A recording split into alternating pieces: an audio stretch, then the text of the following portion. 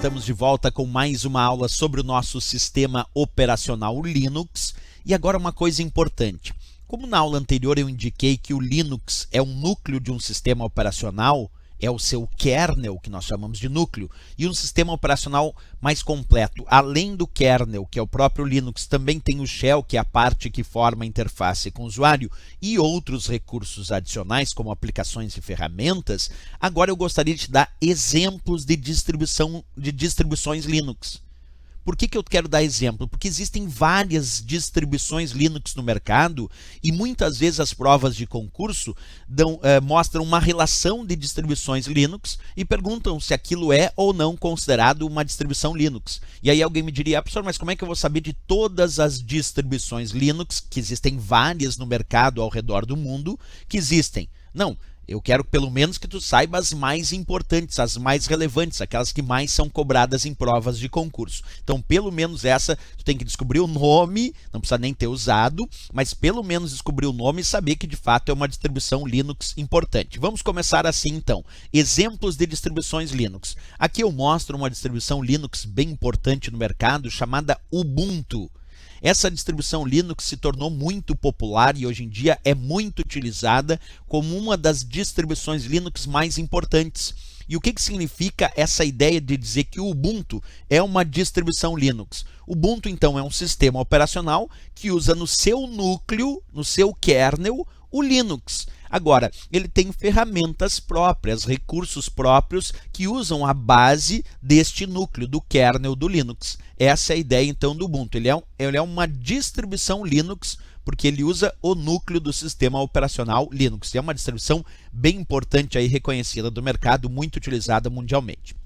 Um outro exemplo de distribuição Linux que acabou saindo de produção, vamos dizer assim, é o exemplo da distribuição Kurumin, uma distribuição brasileira do Linux, que também é uma distribuição porque usa o kernel, usa o núcleo do sistema operacional Linux, mas que agora já não tem mais novas distribuições Kurumin, novas versões, porque encerrou o projeto Kurumin. Mas é uma distribuição Linux importante que a gente precisa lembrar pela mesma razão, porque tem o núcleo do sistema operacional Linux, embora tenha outras ferramentas construtivas com base nisso.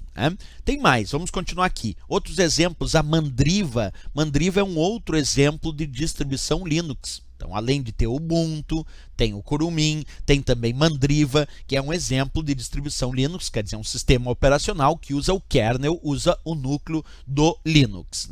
Outro exemplo, a distribuição SUSE, que é uma distribuição também relevante aí no mercado em relação ao Linux. As mesmas razões, usa o núcleo, usa o kernel do sistema operacional Linux. Red Hat também, essa ficou famosíssima, é a distribuição Linux muito usada mundialmente, também tem a mesma ideia. Red Hat é um sistema operacional que usa o núcleo do sistema operacional Linux para realizar suas operações. Knopix é um outro exemplo. Percebe que à medida que eu vou dando vários exemplos de distribuições Linux, a ideia é sempre essa, são distribuições Linux porque usam o kernel, o núcleo do sistema operacional Linux. Gentoo Linux também é um exemplo de distribuição Linux. Temos também Debian como sendo um bom exemplo de distribuição Linux. E também aqui, por último, Fedora. Fedora como também um exemplo de sistema operacional que usa o núcleo do Linux para realizar as suas operações. Bem, é isso que eu queria mostrar para vocês.